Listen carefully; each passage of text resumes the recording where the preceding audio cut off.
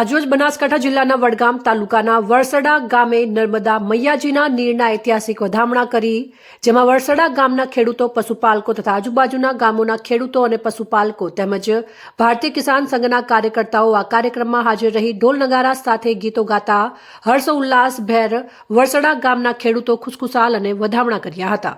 અહેવાલ જસવંત ઠાકોર, વડગામ. તરીકે શું માનો છો? ખેડૂત તરીકે અમારી આ 40 વર્ષ જૂનો પ્રશ્ન હતો. અહીંયા ખરેખર ધાંધાર કહેવાય, અહીંયા પાણીનું સ્વર્ગ હતું, પરંતુ દુષ્કાળ પડવાના લીધે અહીંયા પાણી ટોટલી તળ નાશ થઈ ગયા હતા અને મોટો પ્રશ્ન હતો 40 વર્ષથી. ખેડૂતોને પીવા માટે પાણી પણ નહોતું, પશુપાલકોને ખૂબ તકલીફ પડતી હતી. એ આજે સરકારશ્રીએ અમારી વાત સાંભળી, અન્ય સંગઠનો દ્વારા, ભારતીય કિસાન સંઘ દ્વારા, અન્ય સંગઠનો દ્વારા આંદોલનો થયો અને સરકારે આજે અમારી વાત સાંભળી અને પશુપાલકો અને ખેડૂતો માટેનું આજે નર્મદાના નીરનો અહીંયા અમે સ્વાગત કર્યું.